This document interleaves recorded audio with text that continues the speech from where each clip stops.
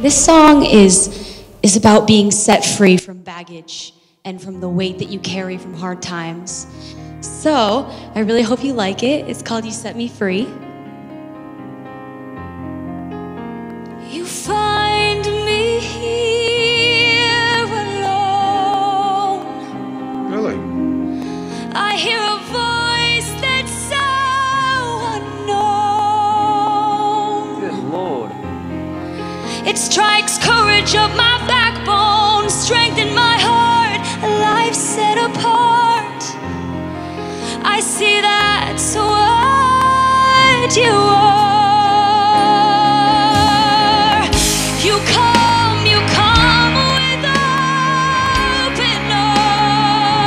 with open arms. You say, I love you for who you are.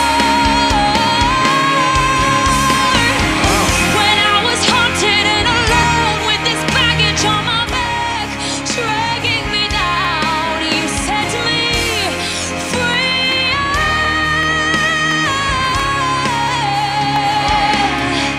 You set me free.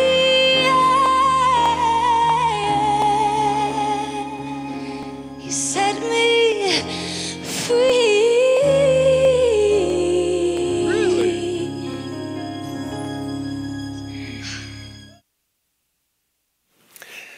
Last week, the American Idol judges were wowed by Angela Miller's original song, You Set Me Free. Anybody actually see that? Anybody see it? Anybody see it? A few people see it? I didn't actually see it live when it happened, but I certainly heard about it and immediately went to see it. And just in case you couldn't pick it out, I want you to just listen to these lyrics. Listen to what she's saying. You find me here alone. I hear a voice that's so unknown. It strikes courage of my backbone, strengthen my heart, life set apart. I see that's what you are. You come with open arms. You say, I love you for who you are. When I was haunted and alone with this baggage on my back, dragging me down, you set me free. I walked away from that thinking, you know, if those idol judges actually knew who the you of that song is, they would be wowed beyond the fact that that's just a great song. They would be wowed by the you that that song is about. And my mission today is to tell you who that you is. I'm glad you're here today. I really am. Everybody doing all right? Tired from all the shoveling? Tired from all the shoveling? I'm glad you're here. My name's Jeff, and I want to welcome you to Heart of Life today, too. And we are in a series right now called Eve. It's the Eve series, where we have been talking to the ladies, but the guys have been learning a lot, all right? And I think that's kind of like it works this way, all right? And so today, we're going to take that a step further, and I'm going to start with this question. How many have ever kept a secret? Okay, most of you. The rest of you are liars, and you work in Congress, apparently. All right? Do you work in Congress? Everybody has kept a secret at some point. All right? Now, I think when I say that, you probably maybe go to the negative side of things, but sometimes secrets are fun, right? You ever been on on the secret surprise party kind of deal, and you got to keep the secret? I mean, sometimes secrets can be fun. You got to keep the secret though. Sometimes secrets can be cute. They really can. It's like when all of a sudden you get in that right moment and you like tell your kid a secret and they're like, oh, I'll tell you a secret. And it's like, oh, what? And it's like they go and show you the stash of candy in their closet that they've been accumulating for like 3 years. You know what I'm saying? Sometimes secrets, that they can be cute. Sometimes they're fun. Sometimes they can be cute. But we also know that sometimes there are secrets that are destructive. And today, those are the secrets that we're going to talk about. I'm talking about the things from our past that we want to keep hidden. Now, I'm going to throw some numbers at you early here because I truly want you to grasp the magnitude of what we're dealing with. Let me give you some numbers. In America, 1 of 3 females reports cases of sexual abuse. 1 in 3. 1 in 6 males reports cases of sexual abuse. There are 150 million orphans on the planet. All of them prey to predators who open them to the slave trade. Right now, there are about 30 million orphans who are connected in some way with some form of human trafficking. I just tell you that up front because I want you to grasp abuse is a problem that is only getting bigger in this world that we live in. And the reason I'm standing in front of you this morning to share what I'm about to share with you is because I absolutely believe with all of my heart that the church can do something about that in a way that no other organization on the planet can match. We can. And the reason is because Jesus has given us a mission, and His Spirit has given us the power. So we have both the mission and the might to actually see transformational things happen in people's lives through what Jesus can do. That means that we, the church, cannot sit back and hope that a government somehow figures this out. We cannot sit back and hope that other organizations figure this out. We have been given the means to take some steps. And unfortunately, even within the community of the church, this happens. And I've just felt so strongly in this series that it's time for us to talk about something that rarely gets talked about. I don't know how else to say this to you this morning. You guys know that when I preach, I look for every way possible for us to laugh as much as we can. You know, some of you don't think it's funny when I try. I try, at least I try, and you got to at least laugh at my attempt of humor sometimes. But to be honest with you, today ain't that day.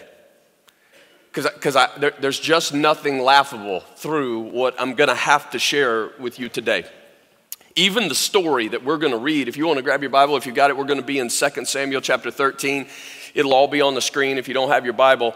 But even this story, just reading it, you know, I've often said one of these days, and it'll happen one of these days, we're going to do a series called Stories from the Bible Your Mama Never Told You. And this would be one of them. 2 Samuel chapter 13, verse 1. I'm going to mostly just read through this, and I'll give you a little bit of commentary as we go through, but check this out. In the course of time, Amnon, son of David, fell in love with Tamar, the beautiful sister of Absalom, son of David. Amnon became so obsessed with his sister Tamar that he made himself ill. She was a virgin, and it seemed impossible for him to do anything to her. Now Amnon had an advisor named Jonadab, son of Shimeah, David's brother. Jonadab was a very shrewd man. He asked Amnon, "Why do you, the king's son, look so haggard morning after morning? Won't you tell me?" And Amnon said to him, "I am in love with Tamar, my brother Absalom's sister." Amnon was having an inappropriate emotional attachment to his half-sister. Just because you feel something, just because you want something, doesn't mean that it is right or that you have the right to take it. Ladies, we've been talking in this series about how we submit the emotional to the biblical. How we don't let how we feel trump the truth of what God says. Well, here's an occasion where a man is doing just such a thing. This was wrong. But he keeps going. Verse 5. "Go to bed and pretend to be ill," Jonadab said. "When your father comes to see you, say to him, I would like my sister Tamar to come and give me something to eat. Let her prepare the food in my sight so that I may watch her and eat it from her hand." So Amnon lay down and pretended to be ill. When the king came to see him, Amnon said to him, "I would like my sister Tamar to come and make some special bread in my sight so that I may eat from her hand." David sent word to Tamar at the palace, "Go to the house of your brother Amnon and prepare some food for him." So Tamar went to the house of her brother Amnon, who was lying down. She took some dough, kneaded it, made the bread in his sight, and baked it. Then she took the pan and served him the bread, but he refused to eat. "Send everyone out of here," Amnon said. So everyone left him. And then Amnon said to Tamar, "Bring the food here into my bedroom so that I may eat from your hand." And Tamar took the bread she had prepared and brought it to her brother Amnon in his bedroom. But when she took it to him to eat, he grabbed her and said, "Come to bed with me, my sister." At this point, you get the picture. He's obsessed, and he is choosing to do what he is doing, and nothing's going to stop him. Verse 12. "No, my brother," she said to him, "don't force me. Such a thing should not be done in Israel. Don't do this wicked thing. What about me? Where could I get rid of my disgrace?" She knows culturally what is about to take place in her life is going to affect her for the rest of her life. Her ability to marry, her ability to have, a normal life, if you will. What about me? Where could I get rid of my disgrace? For some of you, look, I know that I'm talking to some of you that this is your life. What about me? That Jeff, nobody knows what happened to me. No one knows what he did to me when I was 7, or when I was 13, or when I was 21. Who's going to help me? Who's going to rescue me? Some of you feel like Tamar this morning. Nobody has come to rescue you, and you feel helpless and alone. Verse 13. "And what about you?" she says. "You would be like one of the wicked fools in Israel. Please speak to the king. He will not keep me from being married to you." But he refused to listen to her, and since he was stronger than she, he raped her. Ladies, I just don't want you to think that you are alone in your pain today. Because even 3,000 years ago, this woman was caught in an impossible situation. Verse 15, "Then Amnon hated her with an intense hatred.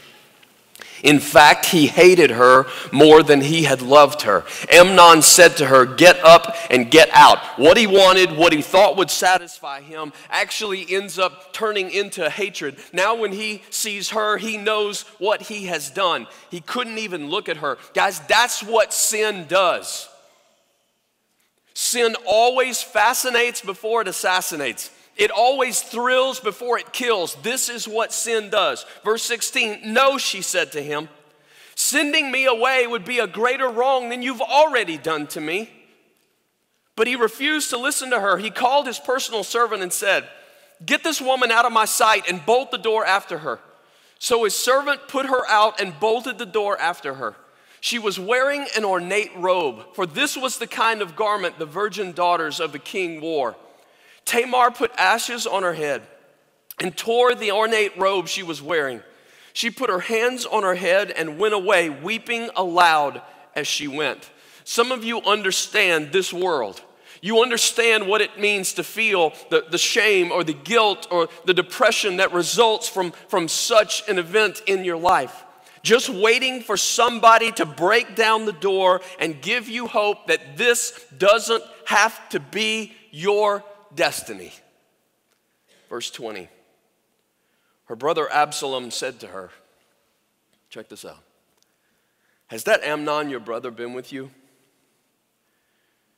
Be quiet now, my sister. He's your brother. Don't take this thing to heart. I got to tell you, there were a few times I wanted to just scream this week, even when I'm reading the story over and over again. And Tamar lived in her brother Absalom's house, a desolate woman. The other men in her life kept it quiet. And I'm speaking to people today. There are people who hear my voice that you have experienced the betrayal. Not only the betrayal from the one or those who attacked you, but also the betrayal of those who knew it was happening and did nothing. Verse 21.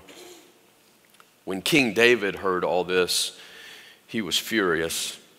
And Absalom never said a word to Amnon, either good or bad. He hated Amnon because he had disgraced his sister. This story doesn't need much more commentary, does it? And so therefore what I want to do in the remainder of our time together, I want to speak some truths into your heart today, I pray. Truths that I believe are transformational if you'll believe what God's word has to say. Here's the first truth.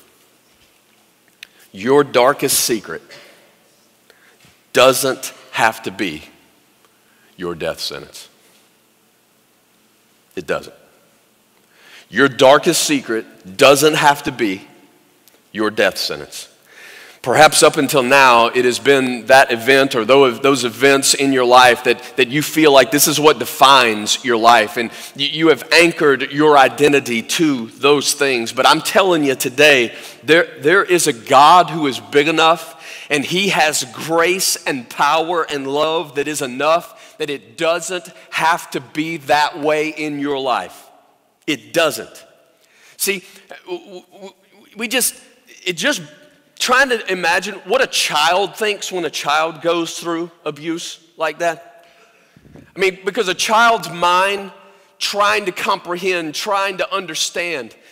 I think it's somewhat easy for you to understand how immediately a child can go to guilt as though somehow they can be convinced that it was their fault.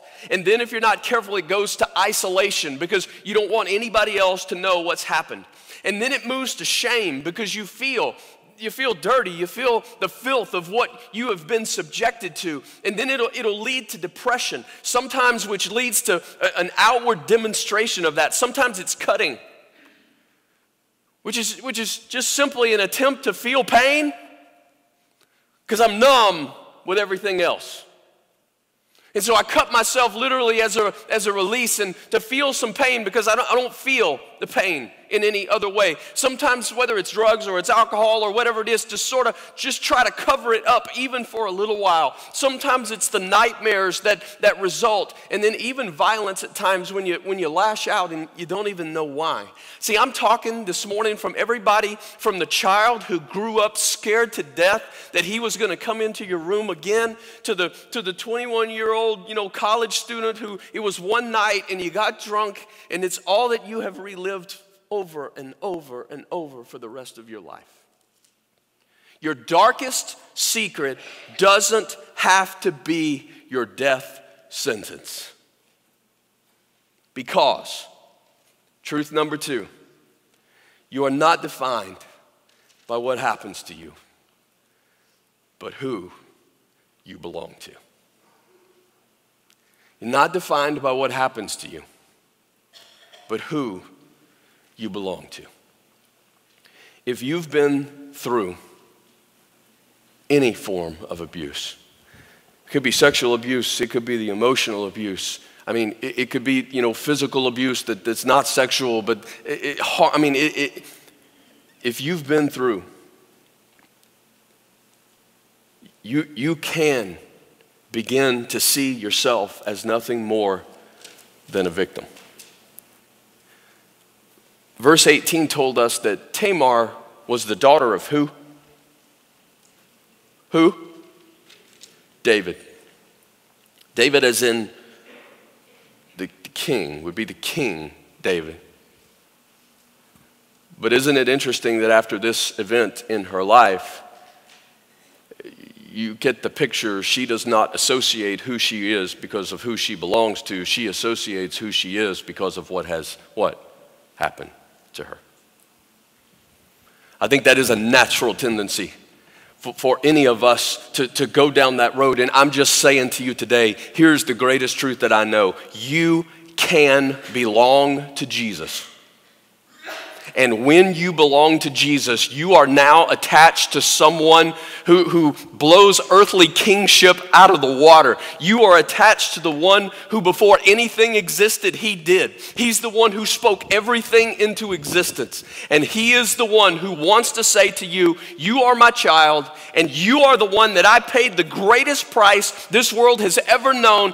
I love you enough that I would die and rise for you. You are priceless. And I understand to simply hear that in this first moment, it may be something that are simply words, but my prayer today is just that the longer we talk, the more that God will allow that to settle into your heart and into your soul, and that he has the ability to take that truth and it become more than just words that filter through your brain, but that you begin to grasp little by little who he really is and how much he loves you. I would understand it today if you're allowing your identity to be connected to what's happened to you. But I'm telling you, this could be the turning point for a new day in your life, where you realize that you are who you are because of who you belong to, and a bloodstained cross and an empty tomb prove you are priceless. You are priceless. See, often abuse can cause paralysis, especially in the life of a child. We are told that sometimes a child, as a defense mechanism, it's as though they will shut down their emotional development at the point that the hurt occurs. And then in the future, no matter how old they get, when they feel threatened, they will revert back to that moment of emotional development. It's like paralysis. And when I was reading this week, I couldn't help but be reminded of a story that the Gospel of Mark reflects about a guy who one day was paralyzed, but he was paralyzed physically. But he had a group of friends around him who knew that if they could get him to Jesus, then Jesus could do something that nobody else could do in his life. And so they pick him up on a mat and they begin to take him to where they know Jesus is going to be. But when they get there, they find out that there's so many people, they can't even get into the house where Jesus is speaking. And so the story unfolds that they carry the dude up on the roof of a house and they start tearing a hole in somebody's roof. We don't even know who it is, but they're desperate enough on that day. They know if they can get their friend to Jesus, everything changes. They tear the roof off the house. They begin to lower him down through the hole, and there he goes right there in front of Jesus. Jesus turns to that man, and in moments, his instructions, I want you to get up, take up your mat, and walk. And Jesus healed the paralyzed man that day. Guys, ladies, that is the vision that I have of what Jesus wants to do in so many lives, even when it comes to the emotional paralysis that takes place because of hurt that's happened to you. I'm saying the same God who has the ability to make paralyzed legs walk is the same God who has the ability to make a paralyzed heart alive. That's the Jesus I know. And today that has been the picture for me. Some of you came here today and it has been a series of events that God has been unfolding in your life, that you have friendships, you have family, and it is as though they have carried you on a mat. And it has brought you to this day where the God of this universe would speak into your life to say, I know, and I care, and I love you, turn to me.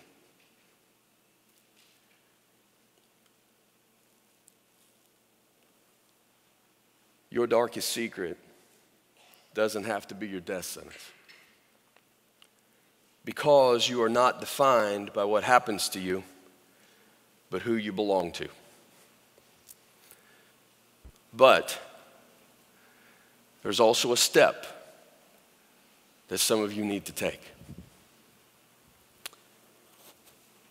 Because you see, covering sin brings destruction. But confessing sin brings deliverance. I got to tell you, this week sometimes I literally cried when I read the story out of 2 Samuel, just in my own mind of trying to imagine what Tamar must have felt when the most powerful men in her life not only abused her, but then didn't do anything. The ones who found out, they didn't do anything. They were silent. You kind of get the picture that everything kind of, but I'm telling you, eventually it led to destruction. There is an emotional destruction that comes when you keep it quiet. It will short circuit every relationship. There's always this fear in your mind of somebody finding out. You start to build these walls around your life, and when people get close, you start to close it off. You want people to stay at a distance because there's always the risk that they'll know. But there's always physical destruction, because I'm telling you, eventually, Absalom, he killed Amnon. He planned it out. He kept silent for a moment, but he planned it out, and he took his life. And this family could just continues to experience destruction because of what was kept quiet in that moment. Now, there is a verse of scripture that if you've been walking with Jesus for very long, you've probably heard this verse. If you just started walking with him, it's one you need to hear. It's out of 1 John, and this is what it says in 1 John chapter 1. If we confess our sin, then he is faithful and just to forgive us our sin. Okay? Anybody in here believe that verse? Anybody? Yeah. I mean, it's probably one, if you're like me, we use it fairly often, right? When we sin, we confess our sin, he forgives us. Now, here's what this reveals. God forgives true confession. He does. I don't think this is a picture of I go out and I do everything that I want to do wrong, and then I come to God, and as long as I say everything out loud and list it, then it's like God checks it off, and then I can go back and do what I was doing. That's not the picture. He's saying when there's true confession, when you are my child and there's true confession, you come to me and there is sorrow for what you have done, then he forgives. But I want to push this a little further this morning, and I want to even say to those of you who have been sinned against,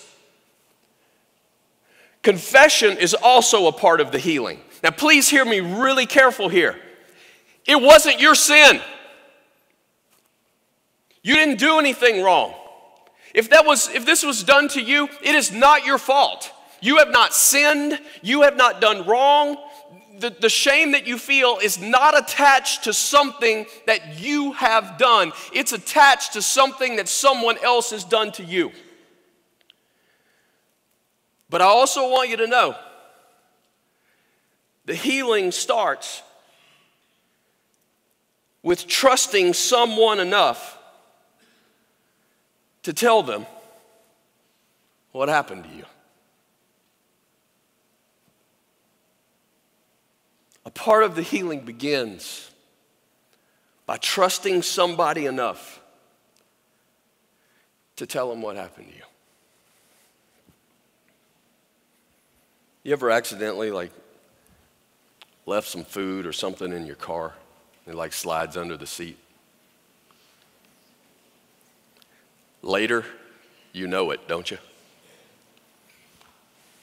Last year there was an unusual aroma coming out of my daughter Whitney's car.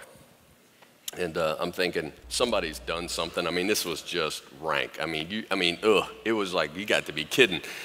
So we started digging around, got under the hood, lifted up even the vent covers. There was a mouse who had decided to lodge in the air conditioner.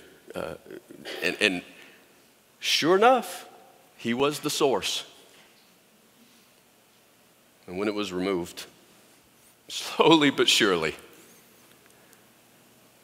the smell went away. And I'm telling you that that's what happens when things stay covered. When things stay covered, you think nobody will know, it'll go away, but slowly but surely what is happening inside your heart, what is happening inside your soul, what is happening inside your family, it eventually, it just stinks. And it gets worse and it gets worse and it gets worse until it is revealed, until you can trust someone enough. And I understand there are some of you here today perhaps that are even saying, look, telling somebody else, that feels so overwhelming to me. But I'm asking you to consider today the result of not telling someone. And the result is that it will continue to go in the direction that it's going right now in your life. Your darkest secret doesn't have to be your death sentence, because you are not defined by what happens to you, but who you belong to. But you must take a step, because covering sin brings destruction, but confessing sin brings deliverance. And here is the final statement. You can choose desolation, or you can choose destiny. I use the word desolation, to be honest with you. I can't tell you the last time I've used the word desolation, but in verse 20, that's the word that's used to describe what Tamar felt. Nobody came for her.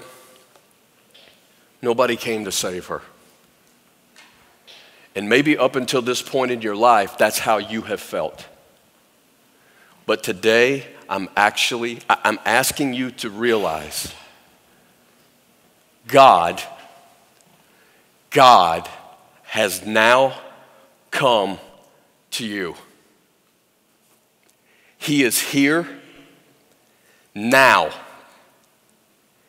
And he is speaking into your heart even this morning. And what I want you to know is that he really does have a plan for your life. He really is the God that we sang about earlier. We read the verse and we sang the song that he can work all things for good. Do I believe that God wanted that to happen in your life? No.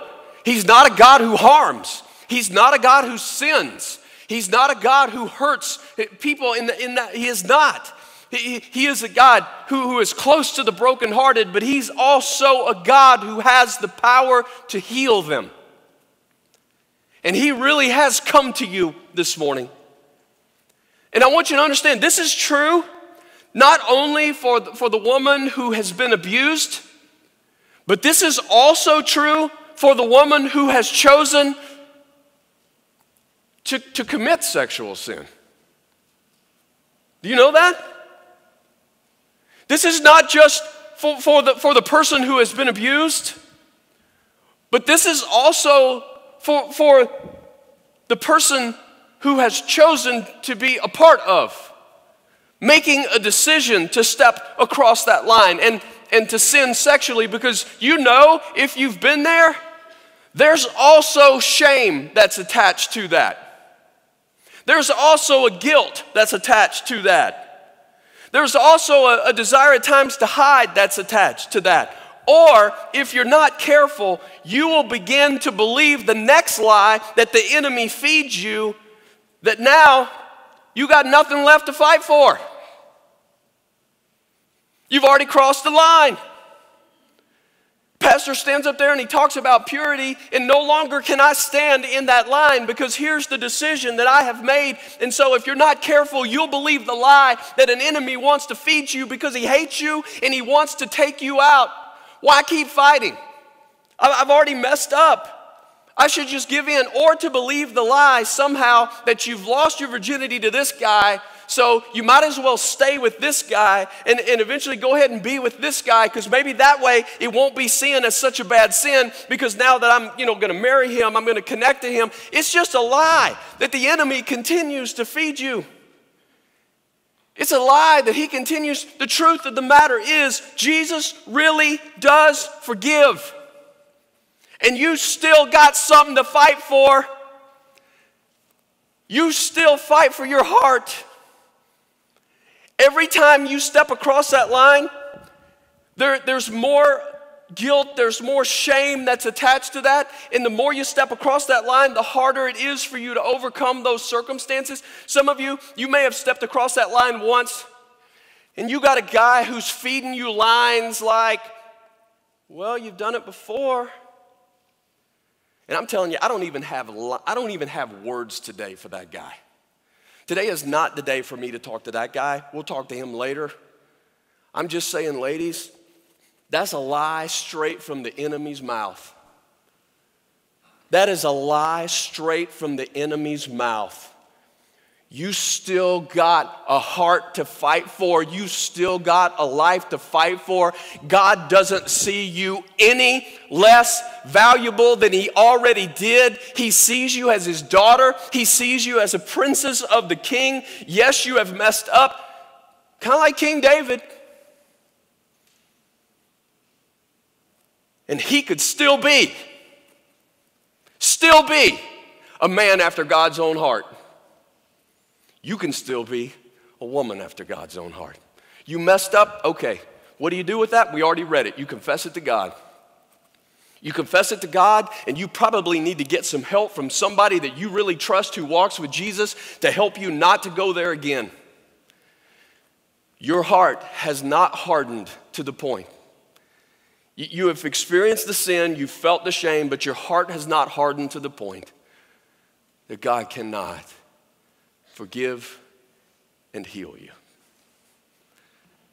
Don't buy the lie of an enemy. Are y'all hearing me? Y'all hearing me? There is no reason for you to give up. Jesus has not given up on you. And he does not look at you as though you are anything less. You are still priceless to him. He knew what would happen in your life would happen. He knew. And he still died for you and rose again. You are priceless. This is from Jesus. See, I know if I could just get you to see who Jesus is today, and I know that's not all my job. Thank goodness, it's his job. He's big enough that he's not only good and he's not only one that can rescue you, but he's the one who actually gets through your heart. That I don't have supernatural power to do that. He's got supernatural power to do that. I just want you to see when you start to walk back down that road of shame, whether it is a choice that you made or whether it was not a choice that you made, it was a choice that somebody else made and they forced you to be in on that. Wherever you're at in that, when you walk back down that road of shame, look to him, because he's the one who meets you with love and grace and courage. And he declares, you are beautiful then, and you are beautiful now. That's spoken by the one who holds all authority. It is the most incredible picture of redemption. I'm going to do something in this moment that I realize I am risking greatly. I know that. And if nothing comes from that, okay, but I don't think it's the case, but I know I'm risking greatly. What I know is that you're not alone. You're not alone.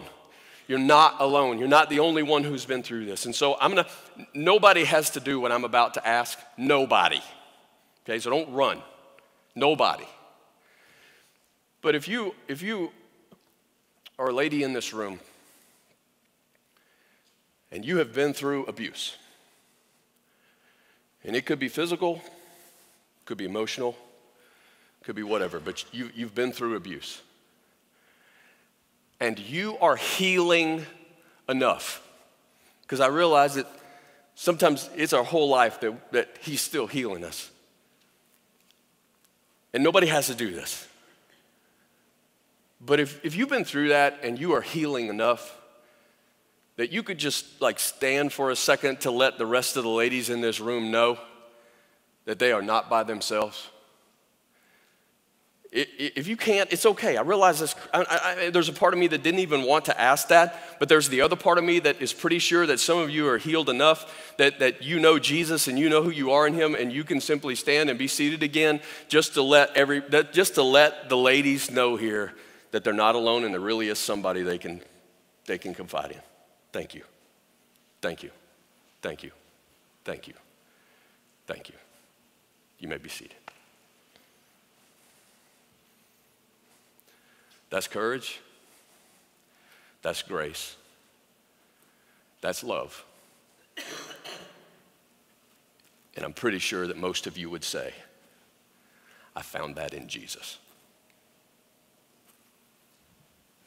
You're not alone. You're not alone. This touches all of us. But the crucified and risen Son of God is able to heal, because what Satan meant for evil, the God I know can use for good. And the story that was meant to destroy you can become a part of your testimony of the God you know. I think there's a lot of things that go through your head regarding telling somebody for the first time. I tried to imagine the very first time that you really put your trust in someone. And then I would imagine then even perhaps for some of you later on, then there was the time that you had to tell your spouse perhaps of what you've been through. Or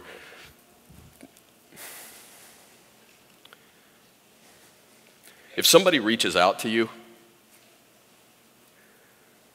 help them get past that insecurity, okay? Real quick, I want to say to you, believe in them. And I'm just going to read these off kind of fast, but I want to give you a feel of what not to say if somebody confides in you, okay? What not to say. Do not say, why didn't you tell me sooner? Please don't say that. This ain't about you in this moment. They're putting their trust in you. Don't say that. Do not say, why are you so upset this happened years ago? Don't say that. Do not say, stop crying, just put it behind you. Do not say, why didn't you do something about it when it was happening? Do not say, I can't believe you didn't make them stop. Do not say, I'm going to find the person and kill them. Don't do that. Do not say, don't tell anyone else, we'll handle this on our own. Do not say, did you bring this on yourself in some way? Do not say, it is time that you move on, you just need to get over this. Do not say it. I understand that if somebody trusts in you, you're feeling the hurt and you're feeling the guilt that's attached to that. And sometimes this is our first reaction. Don't go there. This is what you say. This is what you say. And I want you to say it until you feel it. Okay? Sometimes you got to do what's right because it is right until it feels right. And you may not feel even like this is the truth when you first hear it, but I want you to keep saying it until you mean it. Here's what you say. I love you no matter what happened or what you will tell me. I love you. I want you to tell them, I'm with you no matter what to the very end. Say, we will get through this together with God's help. Say, you are courageous. I'm so proud of you for being honest. Say, you are more beautiful to me now than you ever have been. Say, the love of Jesus will sustain us. Say, I may not understand all that you're feeling, but I want to try. Say, be honest with me about everything, but also be patient with me as I try to understand. Say, I will go to counseling with you when you're ready. Say, I will get you the help you need no matter what it costs or what we have to do. And by all means, whatever you do, make sure you say, it is not your fault. Say it. Jesus loves you. And there is so much love and so much power. He really can set you free. One quick word to the abuser.